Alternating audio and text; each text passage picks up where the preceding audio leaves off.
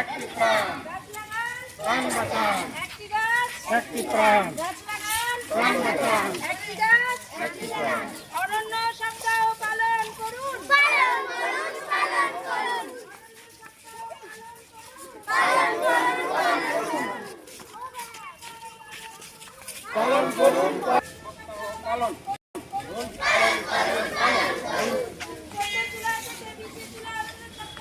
করুন, পালন করুন। গাছ লাগাও প্রাণ বাঁচাও, গাছ লাগাও, প্রাণ বাঁচাও, গাছ লাগাও, প্রাণ বাঁচাও। গাছ লাগাও প্রাণ বাঁচাও, একটি গাছ একটি প্রাণ, একটি গাছ,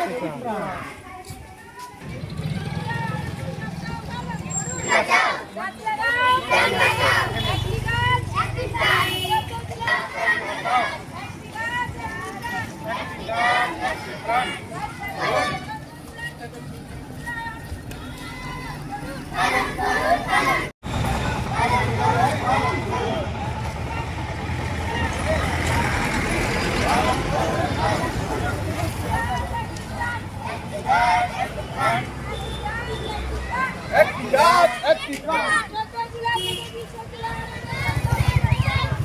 পালন করুন, একটি গাছ,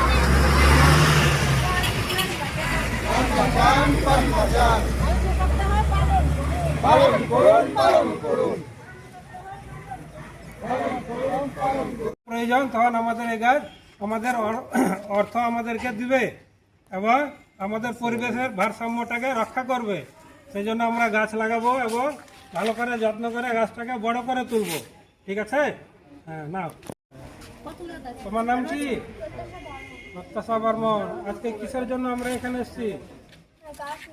গাছ লাগাতে, অরণ্য সপ্তাহ পালন করার জন্য।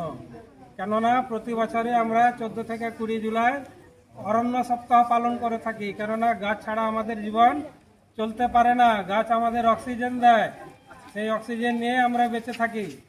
শুধু অক্সিজেন না, গাছ আজকে আমাদের হবিপুর পঞ্চায়েত সমিতির উদ্যোগে অরণ্য সপ্তাহ, যে পশ্চিমবঙ্গ সরকারের উদ্যোগে 14 থেকে 20 জুলাই অরণ্য সপ্তাহ চলছে, সেই অরণ্য সপ্তাহ আমরা এখানে পালন করছি। আমরা সকলেই জানি যে আমাদের উদ্ভিদ ছাড়া আমাদের জীবন চলতে পারে না। সেই অরণ্য যে আমাদের অক্সিজেন দেয়, শুধু অক্সিজেন না, বিভিন্ন রকম খাদ্যও দেয় এবং তার সঙ্গে আমাদের পরিবেশের ভারসাম্য রক্ষা করে থাকে। আপনারা সকলেই জানেন যে আমরা একটা ইংরেজিতে একটা কথা শুনে আসছি যে গ্লোবাল ওয়ার্মিং। গ্লোবাল ওয়ার্মিং মানে পৃথিবীর উষ্ণায়ন হচ্ছে, গরম হচ্ছে। কেন গরম হচ্ছে? আমাদের পরিবেশের ভারসাম্য নষ্ট হচ্ছে। গাছ কাটার ফলে আমাদের যেখানে প্রয়োজনের মতো অক্সিজেন পাচ্ছি না। আমাদের বায়ুর যে দূষণ, বায়ু দূষণ আমাদের গাছ কাটার ফলে হয়। কেন হয়? যেখানে আমরা অক্সিজেন যতটুকু প্রয়োজন, আমরা যে শ্বাস প্রশ্বাসের মাধ্যমে কার্বন ডাইঅক্সাইড ছাড়ি, সেটা আমাদের গাছ কার্বন ডাইঅক্সাইড নিয়ে সে খাদ্য তৈরি করে এবং তার পরিবর্তেও আমাদের অক্সিজেন দেয়। সেই অক্সিজেন নিয়ে আমরা বেঁচে থাকি। আমাদের যখন বিশ্ব উন্নত হচ্ছে, বিভিন্ন রকম যানবাহন চলছে, যানবাহন থেকে নিঃসৃত যে সমস্ত কার্বন ডাইঅক্সাইড, সেগুলি আমাদের বায়ুতে ছড়িয়ে পড়ছে। গাছ কাটার ফলে আমাদের যে অক্সিজেনের যোগান সেটা কম হয়ে পড়ছে। তার জন্য আমরা প্রত্যেকে চেষ্টা করব যে গাছ কাটা থেকে বিরত থাকব এবং যদি আমরা একটা গাছ কাটি তার পরিবর্তে অবশ্যই আমরা 5টা করে গাছ হচ্ছে যেন